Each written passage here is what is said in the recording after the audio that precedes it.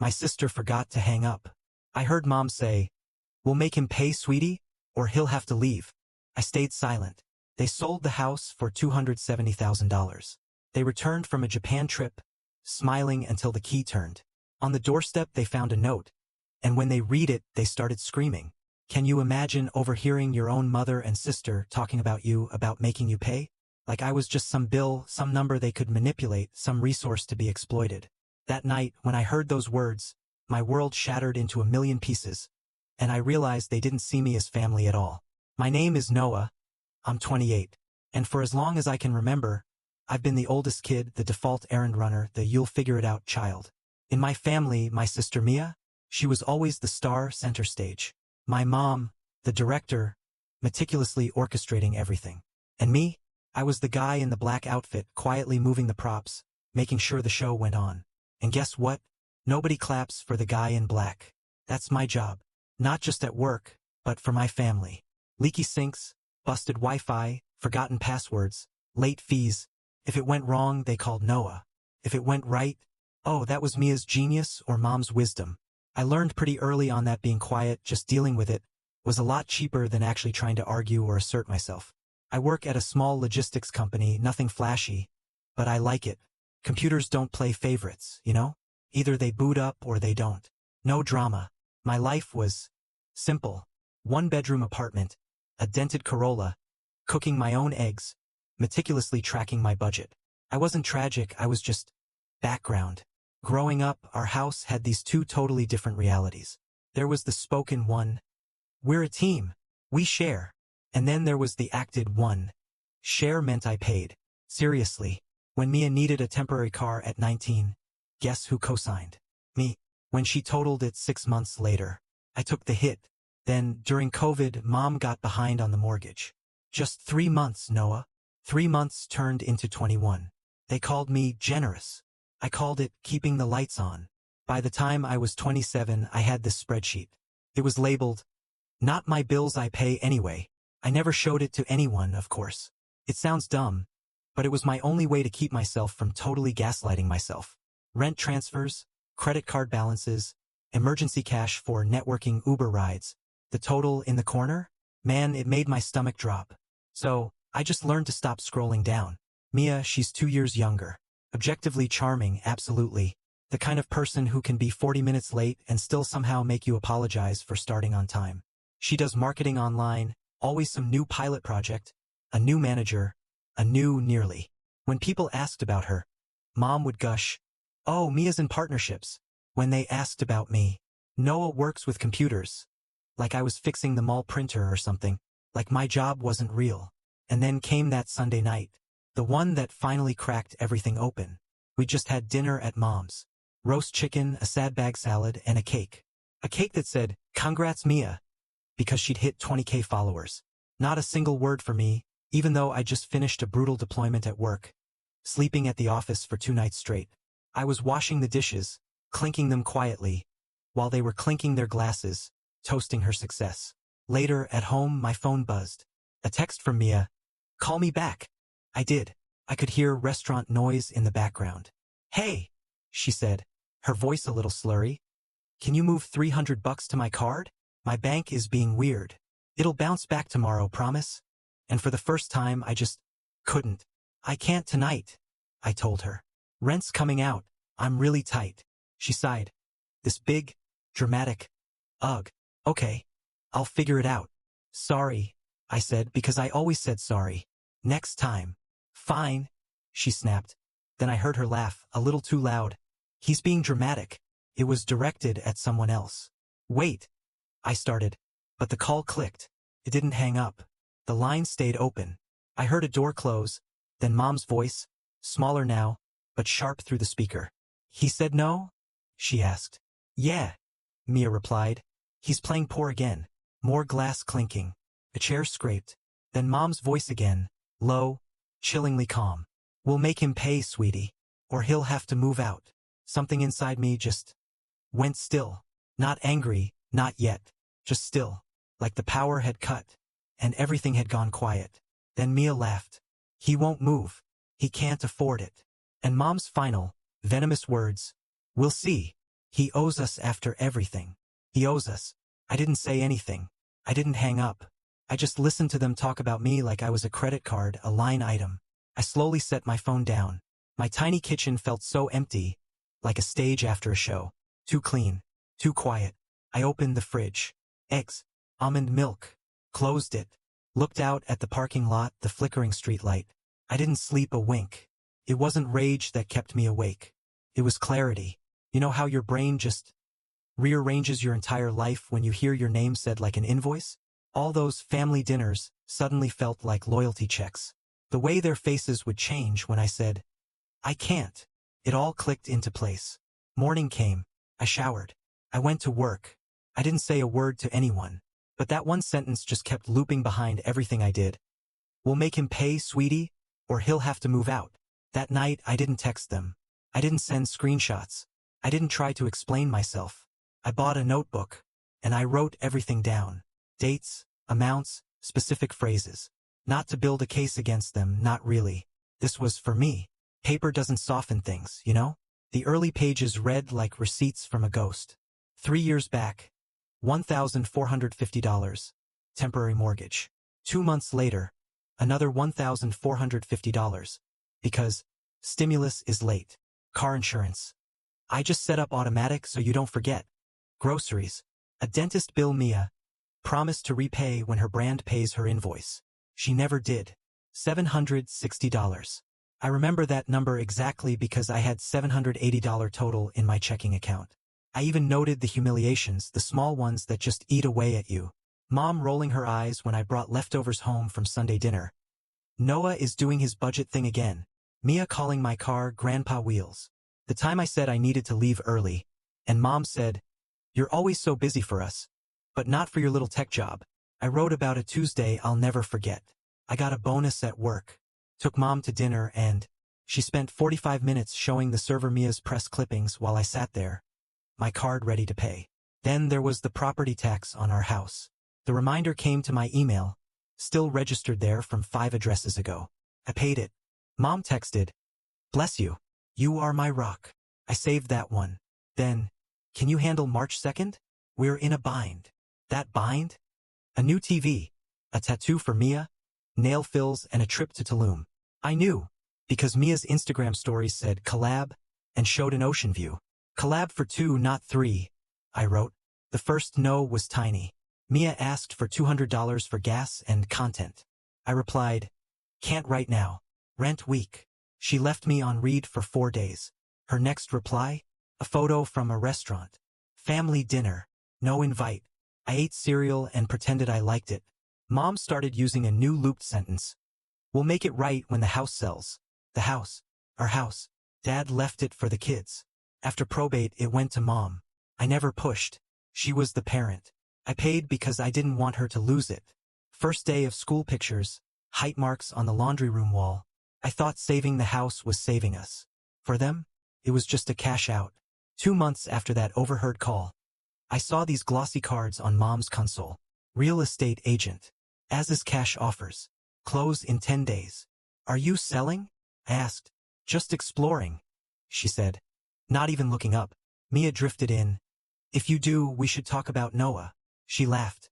I don't need your permission, Mom said. It's not permission, I replied, my voice shaking a little. It's the payments. We should settle up first. She gave me a look like I'd missed some major cue. Settle up? You paid because you live here. I moved out 2 years ago, I said, my hands starting to tremble. Mia, ever the helpful one, piped up. Also, buyers hate tenants. No offense, bro. My hands were literally trembling now. I went home. I wrote, They think I'm a tenant of my own past. The asks got bigger. Co-sign for Mia's downtown loft because content. I said no. She sent 17 messages in 2 minutes. You're selfish. Family helps family. You just sit on money. Then new ones. Mom says you owe us. We'll make you pay if you won't help. I screenshotted those, too. Saved them in a folder called While Calm. Mom asked for my credit card for one purchase. Fully reimbursed. What purchase? Flights. Where? Japan, because Mia got invited. Companions aren't covered. I said no. You always ruin opportunities, she sighed. A week later, dinner at Mom's. The table was set all nice. Midway through, she slid a manila envelope across, like it was a prop in a movie. "We got an offer," she announced. $270,000. $270,000 cash. Close next month, Mia added. My head immediately did the math. Dad's low-rate refi, remaining balance small. The net profit was still 6 figures. "We need to talk about what I've covered," I said, trying to stay calm. "Property tax payments, repairs." Mia's smile just cooled. "You mean your little spreadsheet?" "Don't be rude," Mom said. Then to me, saccharine sweet. "We appreciate you, sugar, but this is my house. I sacrificed for years." "I did too," I said. "Even fair," she repeated, like the word was foreign. "Fair would have been you staying home to help, instead of running off to your bachelor cave." "I left because I was paying here and sleeping on a sofa," I shot back. "Remember when you rented my room to your friend's son? Temporary? For 8 months. Mia flicked her hair. "God, you make everything so heavy." I looked at the offer. Agent name, close date, as is stamp. Mom squeezed my hand. "Sweetie," she purred. "You'll be taken care of. We're a family." "How?" I asked. She smiled. "We'll take you to dinner in Tokyo." I laughed. Not a happy laugh. It was more like a tire losing air. At home, I spread my notebooks, my statements, all those screenshots, across my coffee table. 6 hours of adding transfers, autopays, those Venmos labeled gas, groceries, and 4. The 3-year total made me put my head in my hands. $38,412.55. It looked fake. It was so real. And that wasn't even counting my time. Just money. I wrote it huge on a blank page, underlined it twice. The next morning I drafted an email. Subject: Settlement before sale. I listed categories, attached PDFs, totaled the $38,412.55. "I'm not asking for a gift," I wrote. "I'm asking to be repaid prior to closing from net proceeds with a simple memo. If you want to dispute a line, call me today and I'll bring receipts." It didn't sound angry. It sounded like finance. Mom called. Her voice was brittle. "How dare you reduce family to a ledger?" Mia texted, "LOL, you invoiced us." Then the agent emailed, "Congrats to your mom and sister. You're not on title, so no need to involve you, smiley face." Mia posted passports and suitcases. "Work hard. Play harder." That was the hour I stopped being scared of being selfish. I drew up a boundary plan. Not revenge. Consequences I control. I immediately removed my card from every single autopay I'd ever set up. Insurance? Gone. Internet? Gone. Electric? Transferred to Mom's name. Lease guarantor? Revoked at renewal, per clause 12.2. Certified letters sent. Copies kept. I opened a P.O. box and moved my address. No more mail went to their place for me. I texted them one sentence. "From today, I will not pay any expense that isn't mine. No love you. Nothing." I booked a therapist. The house sold on a Thursday. $270,000 wired. Friday. Saturday, they flew to Japan. Lounge champagne. Boomerang clinks. I watched once, then muted them for 30 days. I ate leftover rice. Boundaries are quiet. They feel like nothing at first. For 3 days, nothing happened. Work, gym, sleep, therapy. On Tuesday, my therapist asked me, "What's your biggest fear?" I said, "That I'm wrong. That I'm the selfish one." She asked, "What would selfish look like?" I said, "Leaving with no notice." She said, "You gave notice." I just said, "Okay." And the weight on my ribs actually shifted a little. Wednesday, 19 missed calls in an hour. Mom, Mia, unknown. Another unknown. Text from my aunt. "Call me. Now." I made eggs. Then I checked my voicemail. "Mom, hi Noah. The electric is off. They said the account was closed. How could you be so irresponsible? This is mistreatment." Mia. "The internet is gone. I had a brand call. They're docking me $500. Fix it." Mom again. "I have a doctor's appointment. How will I print my forms?" Unknown. "This is Mark, your mother's landlord. Call me about rent and guarantor." I emailed the landlord back. "I'm not the tenant. I revoked guarantor status per lease section 12.2 at renewal. I won't pay on an account not in my name. Direct all communications to Mom." polite, firm. The agent who sold the house even emailed me. Hope your mother's move went smoothly. Move? She hadn't moved. She'd sold the only asset and kept the rental because it was close to friends. Thursday, 12 calls. Mia crying. I missed a brand call. Are you happy? I wasn't. But I also wasn't responsible. Friday, a photo from Mom. Red paper on the door. Pay or quit. 3 days. This is your fault, she wrote. I went to work. Reset a password. Ate a burrito. People laughed in the break room about something else. I felt weirdly lonely, like coming off a high and realizing the high was just adrenaline from other people's problems. That afternoon there was a knock. It was Mia. Puffy eyes, hoodie up, rolling a suitcase. I opened the door halfway. What? I asked not unkindly. She nudged the suitcase forward. I need to crash for a bit. No, I said. She blinked. Are you serious? Yes. You can't do this. We're family. I can. And we are. That's why I'm not doing it.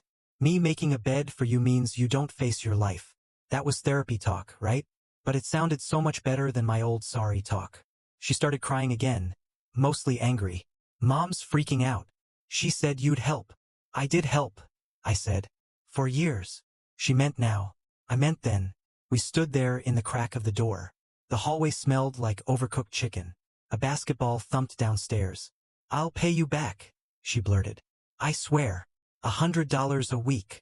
I don't want your money, I said. I want you to handle your own. She stared over my shoulder, like the furniture might change its mind. What do you want then? For you to stop believing I'm your plan. Silence. She wiped her face. Mom said you wouldn't let us suffer. I won't let you starve on my doorstep, I said. But I am not your bridge. She pulled the suitcase back. We sold the house for 270 grand.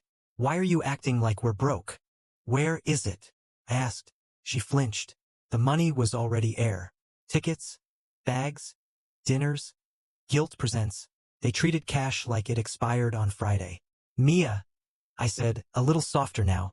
I asked for $38,000 back. You told me to invoice you as a joke. Now you're at my door with a suitcase. She swallowed. Mom said you'd cave. I'm sorry, I said. I can give you numbers for temp agencies and a clinic for Mom. I'll even help set up autopay when you have income. But I can't be the income. She stared like I'd broken an unwritten pact. Then she turned the suitcase and left. That night, I printed a letter, put it in an envelope, and taped it to their door with blue painter's tape, because I didn't want to ruin the finish. 10 days went by. A cousin sent screenshots from Japan. Ramen, temples, a robot restaurant. The comments, so happy for you, and hearts. No one posted the frame where the rent autopay was gone. They came home Sunday night. My aunt texted, they're back. I made pasta and watched a dumb show. I slept fine. Monday, 7:02 a.m. unknown number. I let it ring. Mom called. I let it ring. Text. You are sick. Minutes of nothing. Then, we're at the door. I pictured it. And yes, I smiled. Their key turned. The deadbolt clicked on the door frame. Blue tape. My envelope. They tore it open. Mom, Mia. It read. From today, I am not your emergency plan. I canceled every payment I set up that wasn't mine. I removed myself from obligations I didn't sign for. Your mail that came to me is at P.O. Box 412. Bring ID. The house sold for $270,000. I asked for $38,412.55. You refused. That's your choice. My choice is to step back. Practical. Utilities are in your name. Instructions attached. Rent? Talk to your landlord. I'm not on your lease. I will not pay past due amounts. Health? 2 community clinics take walk-ins and payment plans. Called. They expect you. Work. Mia? 3 temp agencies. Show up. At 8 a.m. daily. You'll get assignments if you stick with it. This isn't about revenge. This is about closure. I want to be your son and brother, not your wallet. If you want to talk, email me. Don't come to my door. Don't call 20 times. I won't pick up. If you want to repay, I'll accept $800 per month, 0% interest. Noah. My aunt later said they started screaming on the doorstep. Not a horror movie scream, you know? More like cornered animals. A neighbor's door cracked open, then shut. A dog barked. Mia yelled, he can't do this. Mom said, We made him. For the first time, none of that meant anything to me. 2 days of messages followed. You're heartless. You'll regret this. Family is forever. You'll be alone. We raised you. We gave you everything. I replied once, by email. I won't argue by text. My boundary remains. Then, quiet. Loss, yes, but then relief. Then space. It's been 3 months now. I count time by normal things. Meal prep Sundays, laundry Wednesdays, therapy Tuesdays. Oil change when the light says so, not when someone else's chaos stops. There are still ghosts. Odd-hour calls still twist my stomach, and I let them ring. I drove past the old house once. New car in the driveway, wind chimes on the porch. Someone loves it. That helped. Week 4, Mom emailed. Small words. We're adjusting. It's hard. No apology. No ask. Also, no insult. I replied, thanks for telling me. I'm glad the clinic worked. It did. I checked once. Old habits die gently. Mia got a temp job, reception, then dispatch, then a short contract at a warehouse. She texted a photo of her first payslip. First check. I wrote back, proud of you.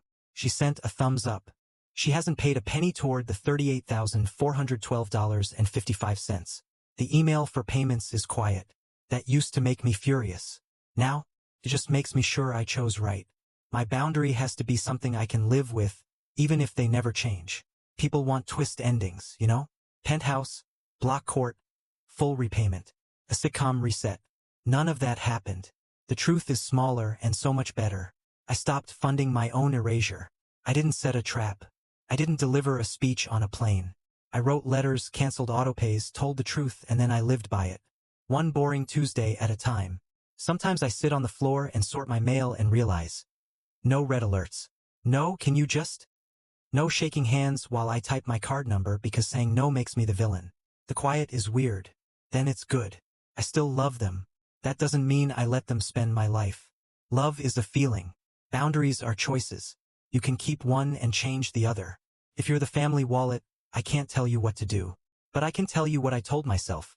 You're not cruel for closing your hand. You're not heartless for paying your own rent, your own eggs, your own therapy. You don't have to wait for them to be different to start being different.